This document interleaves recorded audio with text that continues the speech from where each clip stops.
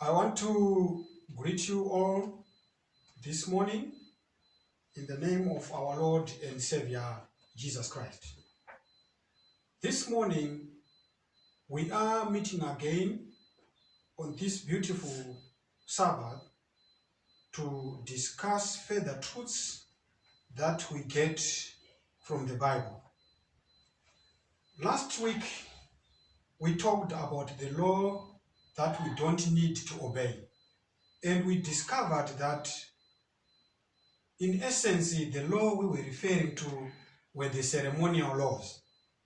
But this morning, we are now going to discover or to open a window or to take a glimpse into understanding that these ceremonial laws, they found their fulfillment in the death and resurrection of Jesus Christ. So all the importance or the purpose which was saved by the ceremonial laws is now found fulfillment in Jesus Christ. And Christ continues the same ministry in his own life. So this is what we are going to discover this morning.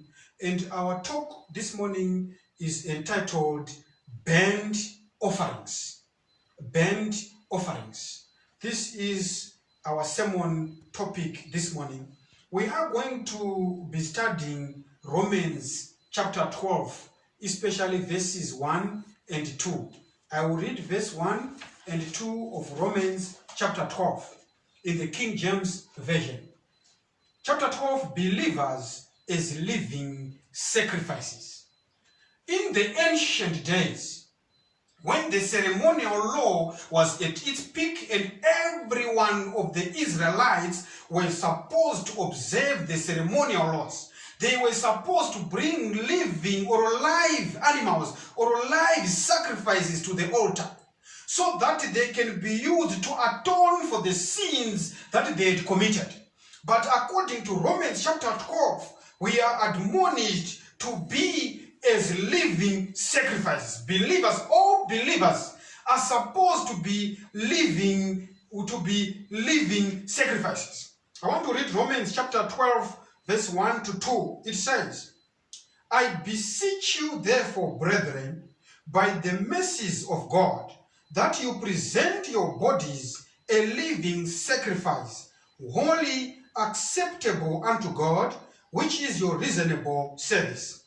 And be not conformed to this world, but be ye transformed by the renewing of your mind, that you may prove what is that good and acceptable and perfect will of God. May God bless the reading of his word. These are the two verses that are going to lead our discussion this morning from Romans chapter 12. My brothers and sisters, this morning, when you go back to the Bible, during the sojournings of the Israelites, God commanded them to build him a sanctuary that he might dwell amongst them. Hebrews chapter 3 verse 1 says, consider the apostle and high priest of our profession, Christ Jesus. God commanded that they build him a sanctuary that he might dwell among them. When you look at the sanctuary, which had the outer court, we had the holy place, we had the most holy place. When you look at the chiastic structure of the earthly sanctuary, you can also depict or note the movements of Christ from the camp of Israel to the court, dying in the outer court, and his resurrection into the heavens. Everything that was happening, it was a miniature view of the work that Christ would come to do and that Christ is still doing today until the total eradication of sin. My brothers and sisters, when you look at the sanctuary, it depicts or it tries to picture the work of Christ in our lives. And this morning, we want to look at the history of the burnt offering. Our topic is entitled Burnt Offering. So we want to look at the history or to trace or to analyze the history of the burnt offering. The whole burnt offering, when I'm talking about the burnt offering, let me put a bit of flesh. What would happen when a sinner repents or acknowledges that he had sinned? He would take a live animal to the sanctuary. And when he gets to the sanctuary, through the assistance of the priest, he would lay his hands upon a live animal, confess all his sins upon the animal, and that animal would then be killed. When it is killed, the priest would gather the dripping blood from the animal, and the whole animal would then be flayed, and the intestines and all the inside will be taken out and washed, and the animal will be cleaned, the legs will be cleaned, then it will be put on top of the altar of sacrifice so that it could be burnt. So these are the burnt offerings. The whole animal would then be burnt into ashes. Nothing would remain except the skin. So this animal would be burnt to signify what we want to learn now. So we now want to look at the history of the burnt offering. When you look at the burnt offering, the whole burnt offering had its origin at the gate of the Garden of Eden. When you go with me to Genesis chapter 4, verse 4, we meet the story of Cain and Abel. When Adam and Eve sinned, the Bible said, the day you shall eat, you shall surely die. And it is a true position of God's modus operandi, that when we sin, we are supposed to die. All flesh that sinneth shall die. But when you go to Genesis chapter 4, we meet an explanation of burnt offerings. Genesis chapter 4, verse 4, it says, and Abel, he also brought of the firstlings of his flock and of the fat thereof, and the Lord had respect unto Abel and to his offering. Adam taught his children that because of sin, God demands or requires a burnt offering. And Abel, in obedience to God's dictates, he brought the firstlings of his flock, and God accepted his offering.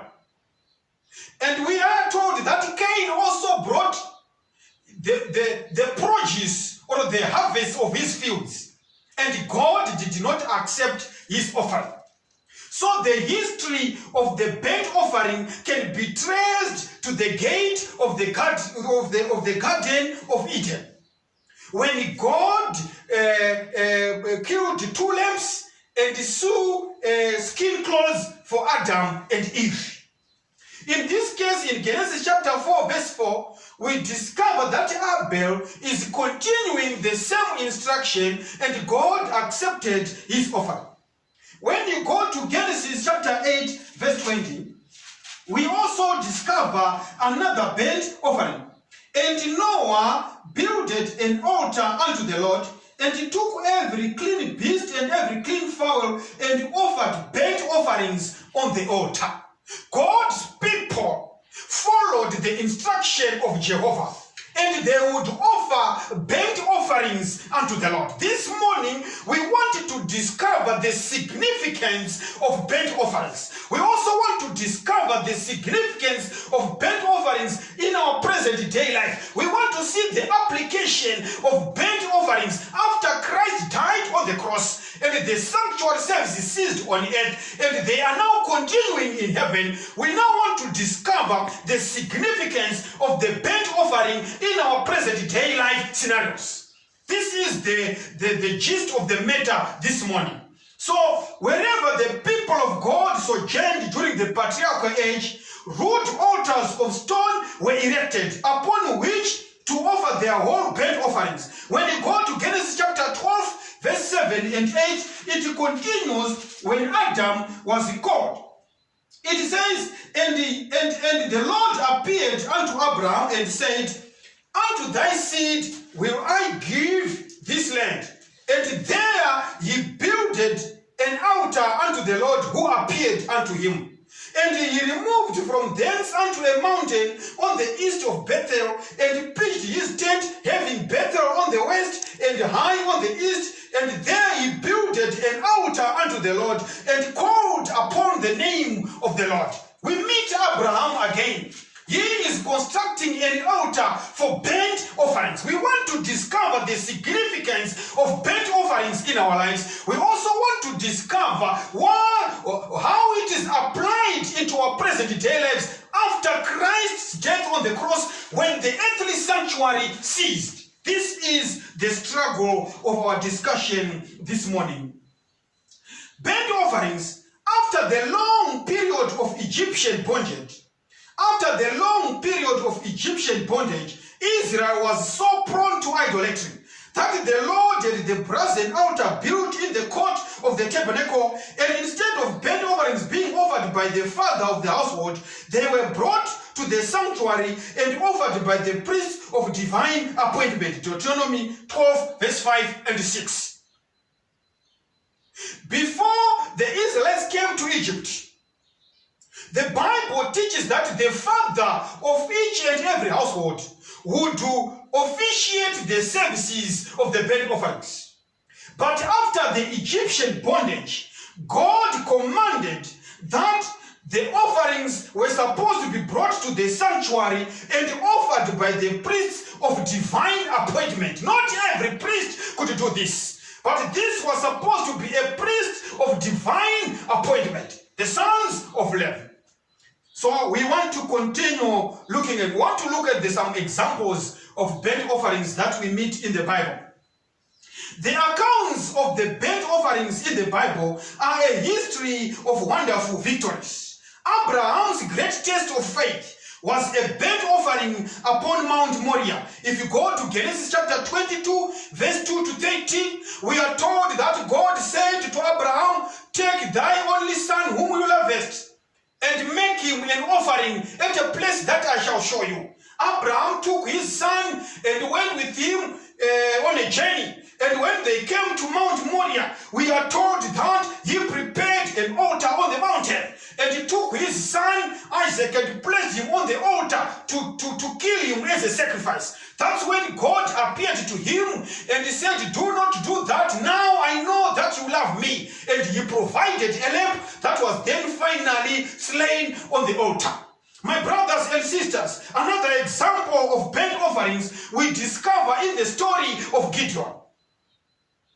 Gideon's wonderful victories dated from the whole burnt offerings offered before the Lord, when he, by those offerings, showed he surrendered all to the Lord to be consumed on the altar as the Lord directed. When you go to Judges chapter 6, verse 21 to 28.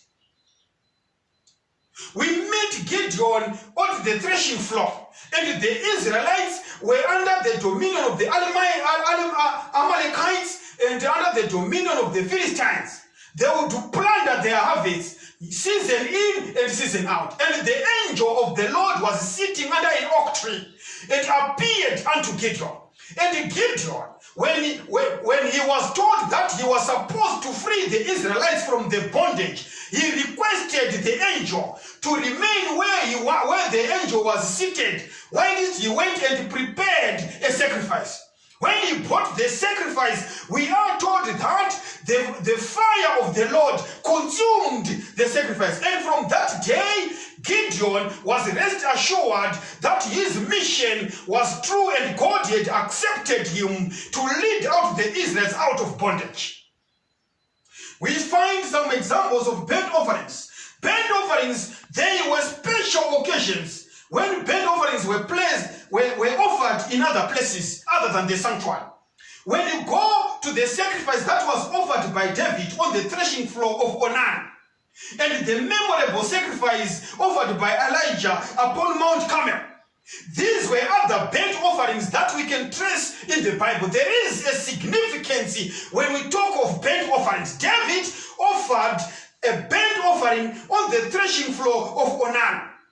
We are also told of the burnt offering that was offered by Elijah on Mount Carmel, when the prophets of Baal were brought to a challenge to say the God who responds by fire, he is the true God and should be worshipped. We are told that the prophets of Baal, they cried all day and they pierced themselves, but God did not respond. Neither did their Baal respond. But when it was time for Elijah on Mount Carmel, he quietly knelt and called unto his Lord, and fire came from heaven and consumed the offering that was prepared by Elijah. This is another example of a burnt offering. We also wanted to look at the meaning of the burnt offering. Olah. Olah is the Hebrew word ordinarily used for burnt offering. So when you go to the Hebrew words, there is the word called Olah, O-L-A-H. This word is ordinarily used for burnt offering. It means that which goes up, or that which ascends. That's the meaning of Olah. Another word used at the time is Khalil. Khalil means wall. So when you go to the Douay version, it is the word Holocaust, which means entirely burnt up. So when we are looking at the burnt offering, it's something that was totally burnt up. It's something that goes up in smoke, that burns up and it's extinguished. That's a burnt offering. Nothing remains. We want to explore the meaning of burnt offering. So Khalil means whole, everything, the entire animal, the entire being of the sacrifice becomes consumed by fire. Burnt offering. So when you go to Leviticus chapter 1, we shall read from verse 2 to 5. Leviticus tells us that the burnt offering was a voluntary offering when you read from verse 3. In contrast to other offerings which were mandatory, but the burnt offering was a voluntary offering. It was not a mandatory offering. It was something that was brought in voluntarily. When you read from Leviticus chapter 1, it says from verse 2, "Speak unto the children of Israel, and say unto them, if any man of you bring an offering unto the Lord, you shall bring your offering of the cattle, even of the head and of the flock. If his offering be a burnt sacrifice of the head, let him offer a male without blemish. He shall offer it of his own voluntary will at the door of the tabernacle of the congregation before the Lord. And he shall put his hand upon the head of the burnt offering, and it shall be accepted for him to make atonement for him. And he shall kill the bullock before the Lord, and the priests, Aaron's sons, shall bring the blood and sprinkle the blood round about upon the altar that is by the door of the tabernacle of the congregation. And he shall flay the burnt offering and cut it into pieces. And the sons of Aaron the priests shall put fire upon the altar and lay the wood in order upon the fire. And the priests Aaron's sons shall lay the parts, the head, the feet in order upon the wood that is on the fire, which is upon the altar. But his inwards and his legs shall be washed in water, and the priest shall burn all on the altar, to be a burnt sacrifice, an offering made by fire of a sweet savor unto the Lord. So the burnt offering, according to verse 3 of chapter 1 of Leviticus, it was a voluntary offering, in contrast to other offerings which were mandatory. Men might bring not only a bullock, as in the above verses, but also a sheep or a goat or cattle, doves or young pigeons. When you read Leviticus chapter 1 verse 10 and 14, it depends on what you could afford. So you could bring sheep, you could bring goats, you could bring doves, you could bring pigeons. Offering was supposed to be a clean animal. The offering that you brought to the Lord was supposed to be a clean animal, as in all offerings. In the case of animals, it was supposed to be a male. You could not bring to the altar an animal which was female. You could only bring a male. You could also bring only clean animals. The lame and the limping, you could not bring them. You could only bring clean animals for sacrifice. When making the sacrifice according to Leviticus chapter 1, we are told the offerer was to lay his hand on the head of the animal, as it was accepted for him to make atonement for him, when you read in verse 4. So when you bring your animal to the sanctuary, you were supposed to put your hands on the head of the animal, transferring your life to that animal, because that animal was now going to die in your stead. It is you who sinned and were supposed to die. The animal had not sinned. So the essence of laying your hands upon the head of the animal, it was signifying that you are transferring your life, the life that was supposed to die, you are transferring it to the head of the animal. And now the animal is now dying in your stead. So you find that God has always been true, that the flesh that sinneth shall die. And what was happening when you sin, you were supposed to die, but instead of you dying, you were going to take an animal and you lay your hands on the head of that animal, signifying that you had transferred your life to that animal, and that animal was dying in your stead. So when you were making the sacrifice, the Bible says you would then kill the sacrifice. You flay it and cut it into pieces. When you read Leviticus 1, verse 5 and 6. It is you, the sinner, who would do that act. As the animal was killed, the priest caught the blood in a vessel and sprinkled it round about the altar. Upon the altar, that's when the blood will be sprinkled. After the animal had been cut into pieces, the inwards and the legs were washed in water. Then the pieces were reassembled and placed in order upon the altar and burnt. Verse 8. So the process involves, first you would lay your hands upon the animal to transfer your life onto the animal. You then kill the animal. After killing the animal, you cut it into pieces. When you cut it into pieces, the priest would catch the dripping blood into a bowl, which would then be sprinkled around the altar. After the animal had been cut into pieces, you would take the inward parts, the intestines, the whatever, the inside, the inwards, and you wash them in water. And even the legs of the animal, you would also wash them in water, so that the animal is clean. When you have finished, you then reassemble the parts in order. The head, the chest, the waist, the thighs, and the limbs in order.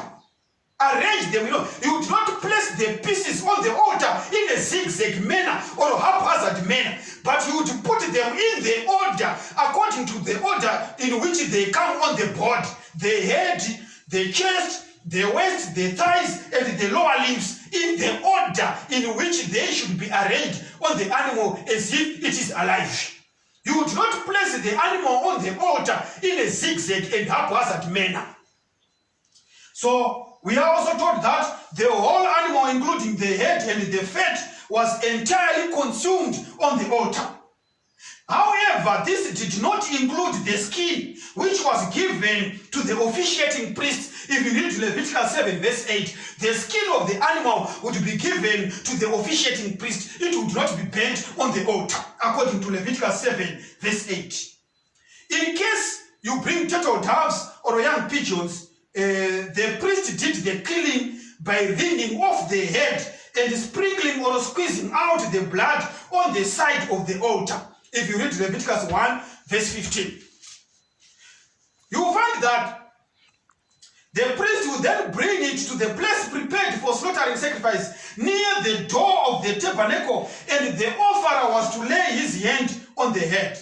When we want to look at the service of the burnt offering, the service was that you kill the sacrifice, you flay it, you cut it into pieces, verse 5 and 6, Leviticus chapter 1. Then the priest caught the blood in a vessel and sprinkled it round about the altar. The inwards and the legs were washed in water. Then the pieces were reassembled and placed in order upon the altar and burnt. The whole animal, including the head and the fat, was entirely consumed on the altar. Burnt offerings were the most characteristics of all offerings, containing as they did the essential qualities of other sacrifices. So in other words, when you look at the burnt offerings, they were characteristic of all offerings. And they contained the essential qualities of other sacrifices. So before Sinai, we are told that all offerings were burnt offerings. Atonement was effected through them. Verse 4. We are told that before Sinai, all offerings that were given to God, they were supposed to be burnt offerings. Everything was supposed to be consumed at the altar. When you read the story of Job, in Job chapter 1, verse 5, when his children were playing or they were partying, we are told that Job offered burnt offerings for his children, for he said, "It may be that my sons have sinned and cursed God in their hearts." So Job would offer a burnt offering. We want to wrap up the history of burnt offerings. Whatever other sacrifices that were made, it was appropriate to add to it a burnt offering as a matter of confirmation and dedication. My brothers and sisters, the burnt offering in the Bible times, even today, burnt offerings were signifying confirmation. They were signifying dedication. Your total self, when you transfer your life to the animal, that dying animal by being burnt, it was to signify confirmation. It was to signify dedication. It was a matter of confirmation and a matter of dedication. Burnt offering.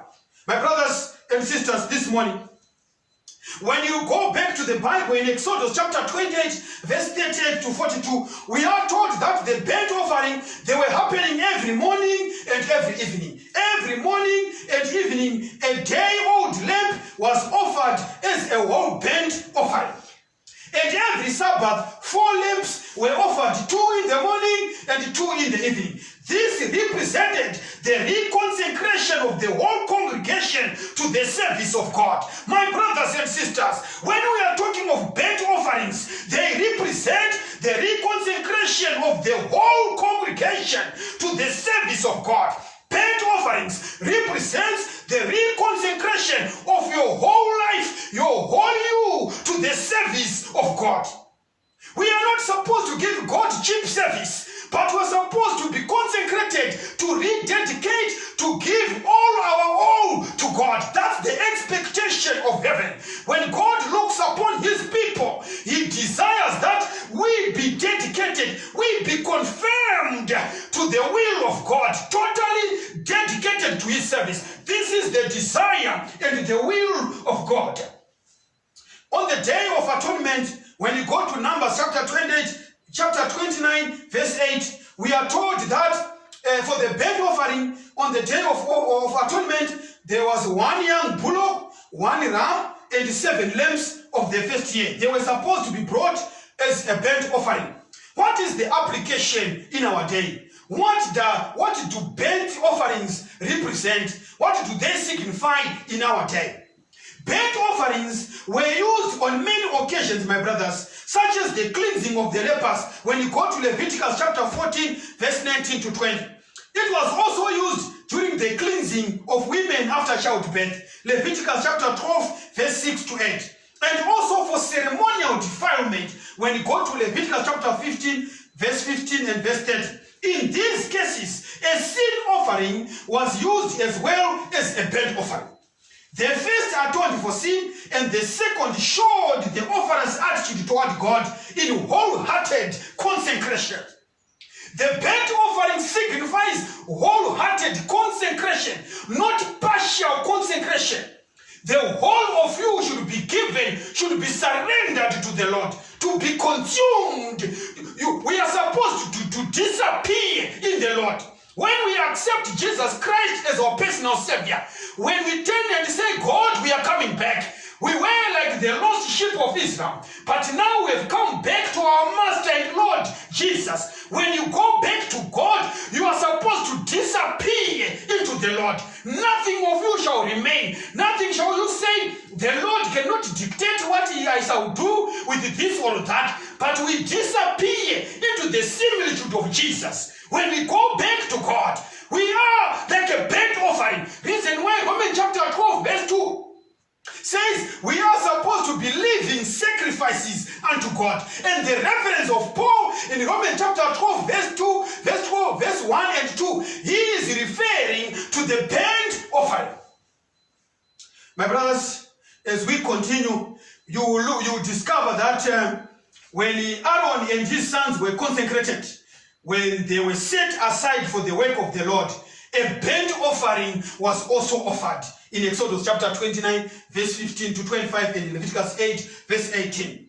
When they were introduced into the priestly ministry, Leviticus chapter 9, verse 12 to 14, a burnt offering was given.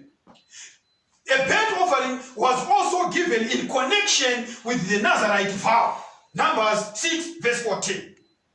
When you look at the burnt offering, it stood for complete consecration of the individual to God. The offerer placed himself symbolically on the altar, his life wholly devoted to God. And God is expecting us today that when we come to Christ, we are supposed to place ourselves symbolically on the altar. Our life wholly should be devoted to God.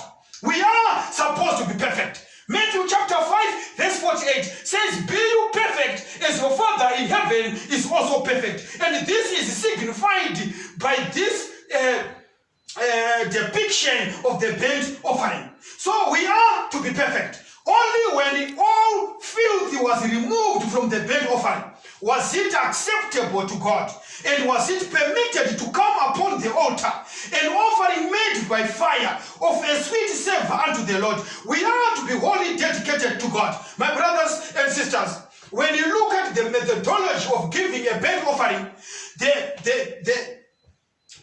burnt offering, it only became acceptable to God after it had been cleaned.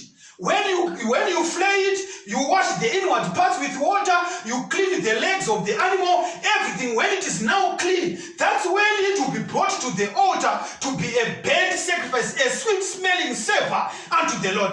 Before the cleansing act, it could not qualify to come to the altar as a burnt offering, which means we are supposed to be dedicated to God. We are supposed to be perfect. There are people today who believe that we cannot be perfect in an imperfect world. But according to the theology of the burnt offering, God desires that we be perfect even today, so that we are fit to be a living sacrifice unto the Lord. The whole dross should be burnt by fire. This is what God demands from us today. We are supposed to fit into the spectrum of perfection so that we can be an acceptable living sacrifice to God. My brothers, the burnt offering, it teaches complete consecration. It is rightly placed first in the list of offerings enumerated in Leviticus. It tells us in no uncertain tones that to be a sweet savor unto God, a sacrifice must be one of entire surrender.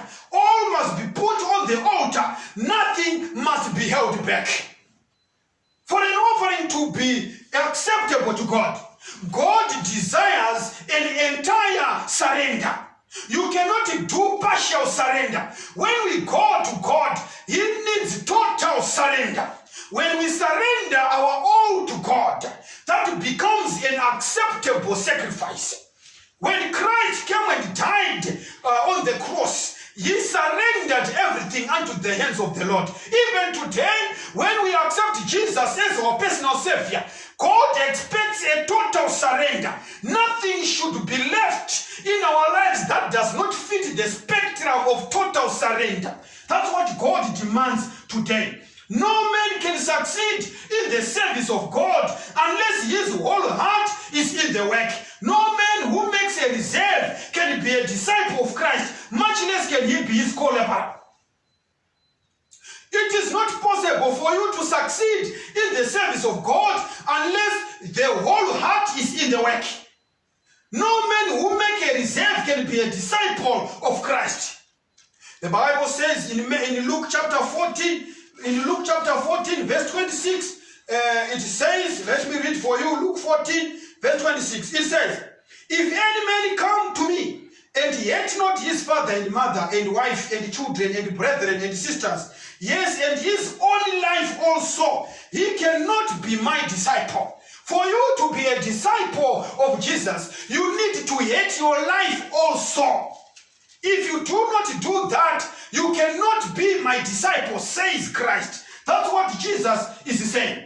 My brothers and sisters, there is a writer whom I love most. In the book Selected Messages, volume 2, page 243, paragraph 2, this writer says, we should daily dedicate ourselves to God and believe he accepts the sacrifice without examining whether we have that degree of feeling that corresponds with our faith. Feeling and faith are as distinct as the East is from the West. Faith is not dependent on feeling. We must earnestly cry to God in faith, feeling or no feeling, and then leave our prayers. Our assurance and evidence is God's word. And after we have asked, we must believe without doubting. I praise thee, O God, I praise thee. Thou hast not failed me in the performance of thy word. Thou hast revealed thyself unto me, and I am thine to do thy will. Selected Messages, volume 2, page 243, paragraph 2. This writer explains that faith is not feeling. Most people today believe that worshiping God is to have an ecstatic feeling, is to have a feeling that you are on a high or what. But the Bible is saying faith and feeling are as the East is from the West. Faith is not dependent on feeling. The Bible says we should daily dedicate ourselves to God and believe he accepts the sacrifice without examining whether we have that degree of feeling that corresponds with the faith. Faith and feeling are two different things. We need to dedicate ourselves to God.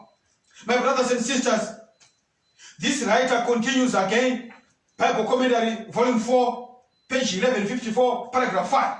It says, the potter cannot mold and fashion unto honor that which has never been placed in his hands. The Christian life is one of daily surrender, submission, and continual overcoming. Every day, fresh victories will be gained. Self must be lost sight of, and the love of God must be constantly cultivated. Thus, we grow up into Christ. Thus, the life is fashioned according to the divine model.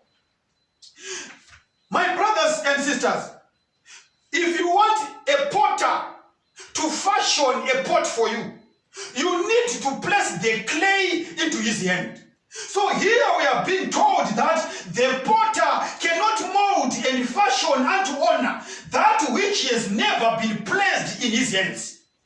The argument that we cannot be perfect in an imperfect world stems from the fact that we do not want to become burnt offerings. But when we place ourselves entirely into the hands of Jesus Christ, when we throw ourselves as living sacrifice, Christ is the potter. He is able to mold and fashion us into his own similitude. We shall be like him. Why? Because he is the potter. He can mold us into anything that he desires. When we want to go unto perfection, we need to throw ourselves into the arms of Jehovah, and he will mold and fashion us unto his own liking.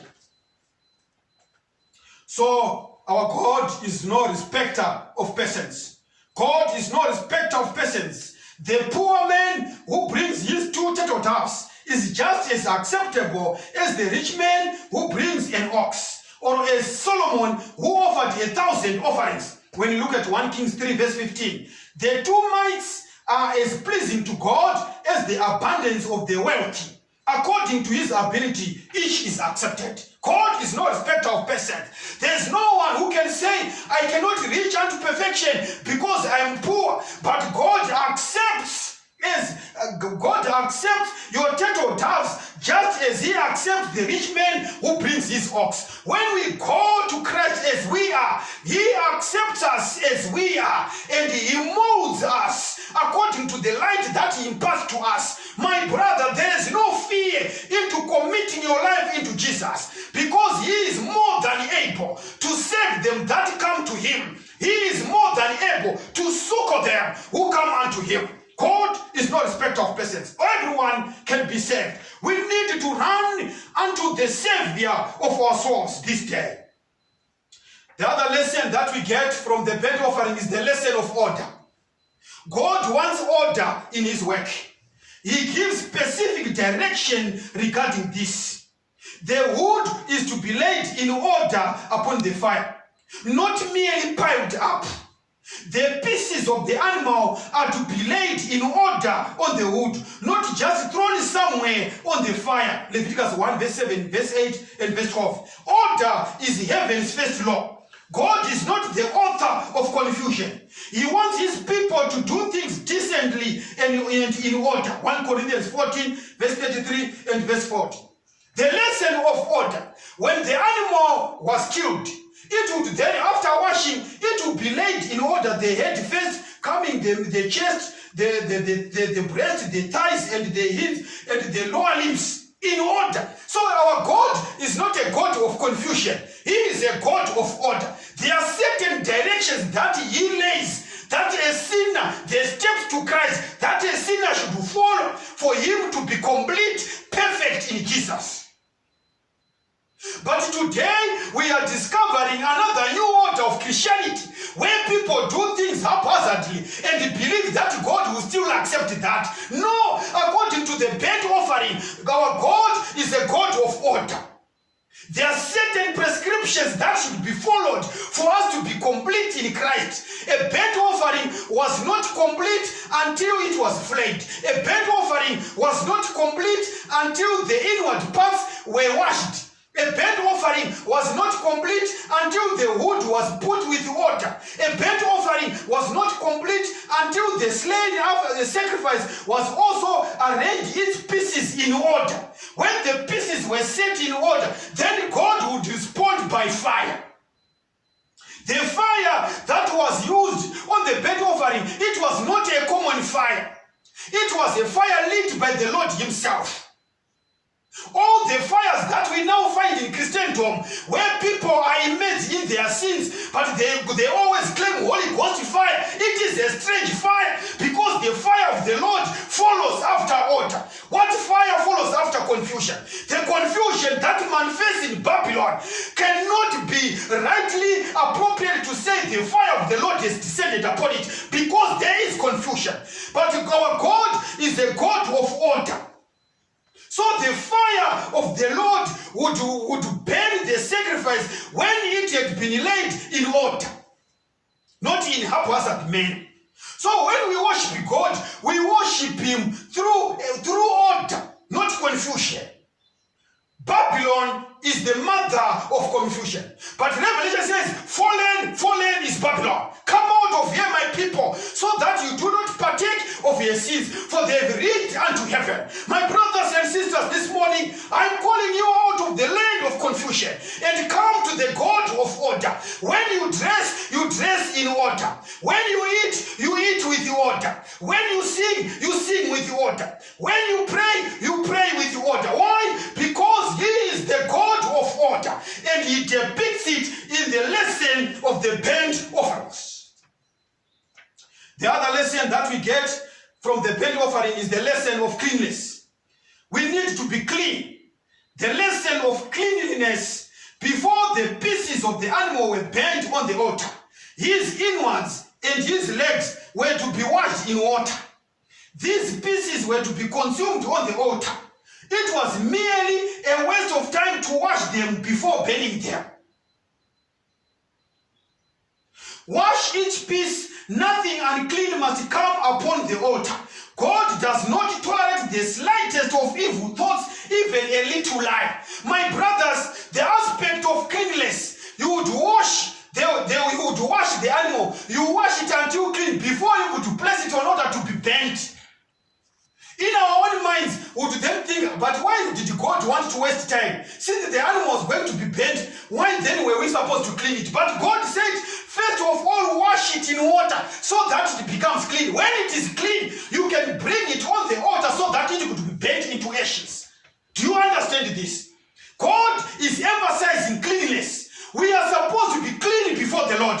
But today, I am seeing another order of Christianity where people can come to church and grow in their sins, drunkard, adultery, swearing, all the dirty things that you can think of this world. They come before the Lord and they start to speak in tongues and they start to prophesy and they start to do all things claiming that the Lord's blessings upon them. But according to the lesson of the burnt offerings, no, before the Holy Spirit can descend upon a person, there is need for cleanliness. You need to be washed away your sins before the Holy Spirit can be poured upon a vessel.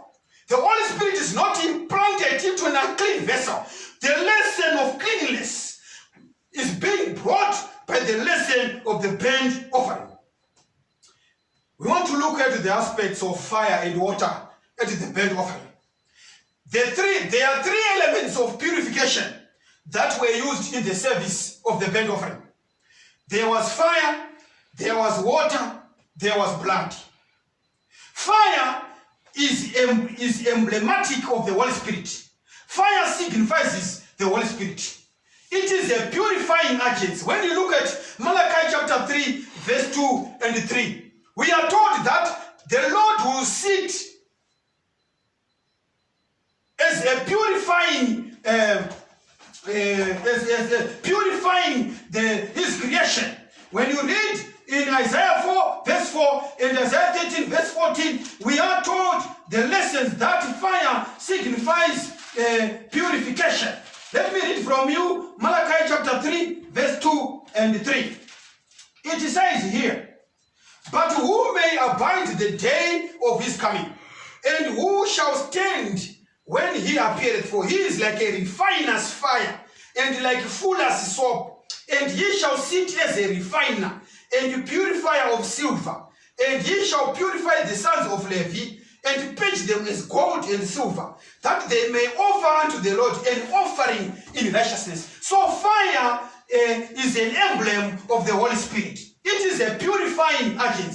So this fire on the altar was always kept burning and not permitted to go out, as it had come from God. It was called sacred as opposed to common fire. The fire on the altar was a sacred fire. It was not a common fire, for this fire came from God himself. So it was not supposed to go out. It was supposed to burn continually. Why? Because it was not common fire made by, lighted by matchsticks. No, it was a sacred fire from God.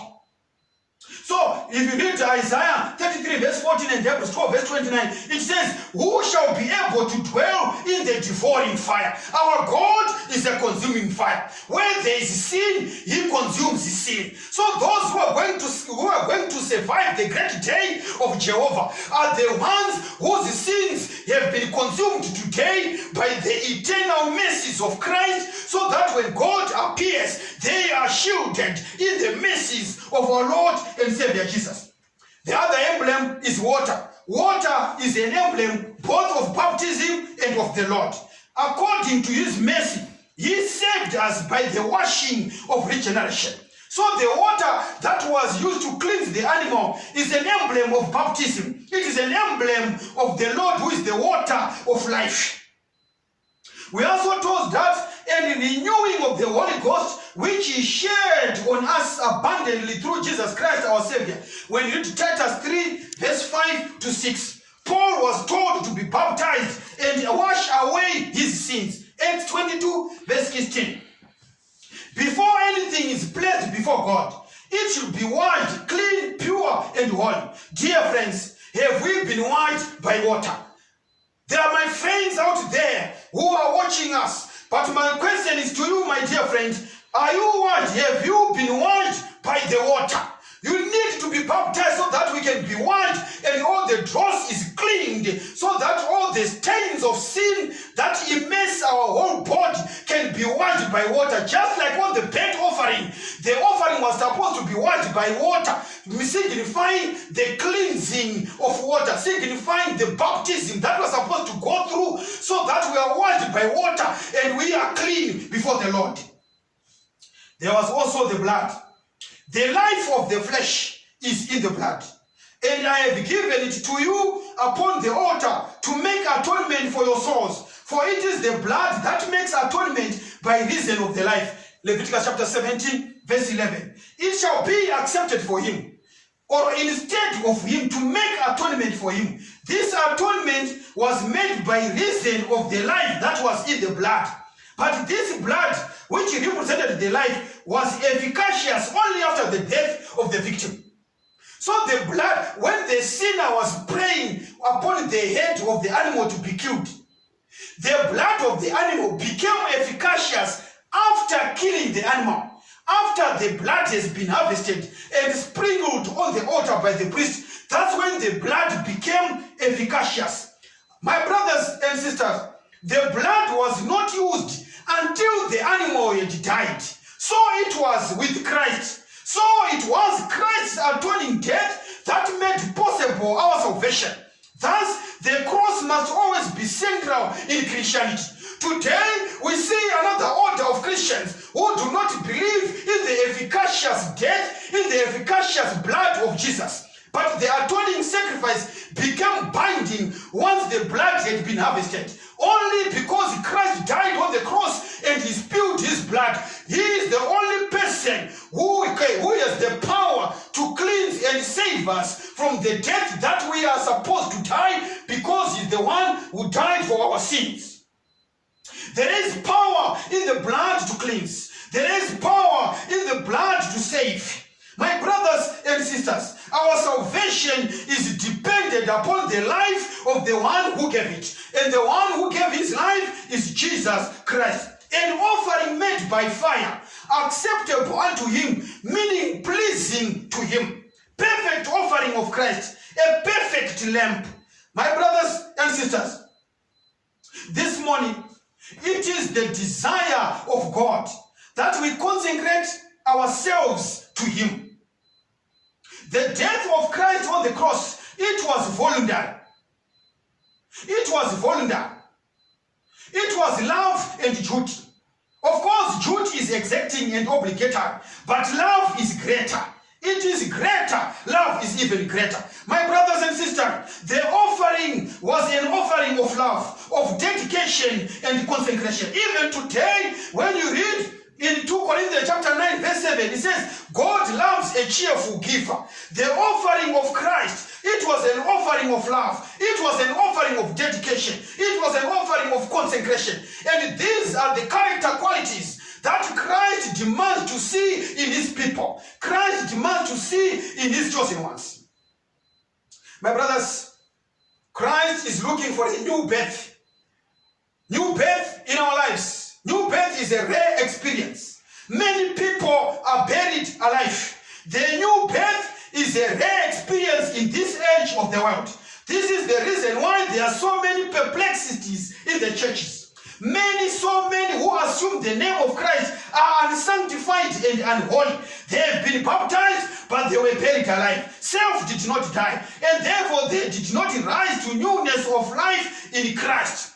My brothers, this morning, I want to explain that the reason why we see wickedness of great magnitude existing in today's churches, it is because people who profess to be Christians, who profess to have been baptized, they were not baptized, but they were buried alive. So the rare experience of a new birth is not manifested in their lives. Why?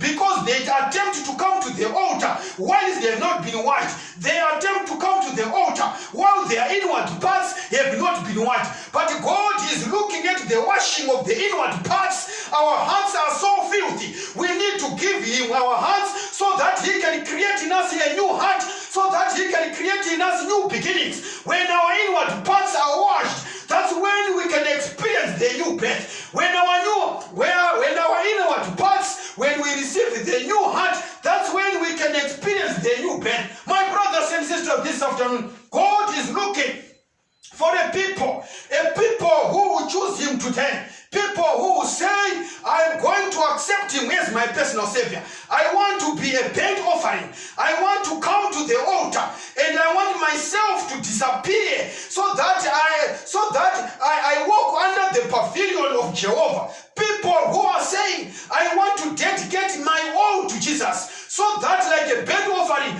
myself disappears into ashes. No longer I live, but Christ lives in me. My brothers and sisters, the Bible is loud and clear that in the latter days, those who are going to make it into the paradise of Jehovah are the people who say, let it not be I, but let it be God. Those who give their all to Jesus are the ones who are going to survive the stupendous crisis that lies ahead of us. This morning I want to invite you all, wherever you are, to say, would you receive Christ? Are you prepared to receive Jesus? He is our Savior. He can give you new beginnings. He is the Creator. When He says it, it happens. And this morning you want to receive the rare experience, the new birth experience, where God starts a new man in you, so that when you walk in the newness of life. We want to pray this morning. And I want to invite you to a special prayer so that we dedicate ourselves to God. We want to throw ourselves at the altar after the washing experience of water, so that we can also experience the washing of the fire, so that we can become a new creature in Jesus Christ. To all those who received Him, He gave them power to be sons and daughters of God. And this morning, is it your desire to receive Jesus as your personal Savior, so that you can experience this new birth experience, which is a rare experience in this world? You want to be buried, you want to be burnt on the altar, so that you no longer live, but He liveth in you, so that when the trumpet shall sound, all those who have hid their lives in Christ shall hear His voice. Even when we are dead, we shall rise. This morning, I want to invite you, my brothers and sisters, to a special prayer of consecration, to a special prayer of dedication, to a special prayer of entire surrender, to a special prayer of new beginnings, to a special prayer that our sins may be blotted out, that our sins may be covered by the blood of Jesus. And it is your desire. If it is your desire, raise up your hand wherever you are, so that we are praying. Because now we are praying. Let's pray. Our Father who art in heaven, we want to thank you this day for the glorious message that you have given to us this morning. We want to accept the efficacious blood of Jesus that was spilled on the cross. May you cover us with your blood. Lord, we have wandered far away from home. We have gone astray, each man according to his own wish and will. But this morning, we want to accept your Bible, the Word of God, as the rule guide of our lives. We want to accept the blood of Jesus so that we may cleanse every stain that manifests in our inward past. We are prepared even to be washed by water, even to go through baptism. We are prepared. Lord, we want to accept that your Holy Spirit, which is the fire that cleanses us from all dross, may it also cleanse us so that we are not with any stain. When the trumpet shall sound, Lord, we pray that may you write our names in the book of the Lamb, so that those who are going to say, this is the Lord, we have been waiting for Him, may we be counted among that group, so that we can say, yes, this is the Lord, we have been waiting for Him. Lord, this earth, this world is not our home. We are struggling in this world, but we know that you are going to make everything anew. And when everything is made anew, Lord, we want to enjoy in the paradise. Why? Because Christ is among us. Nokuti imishe muchatiponesa from now forevermore. We pray. Amen.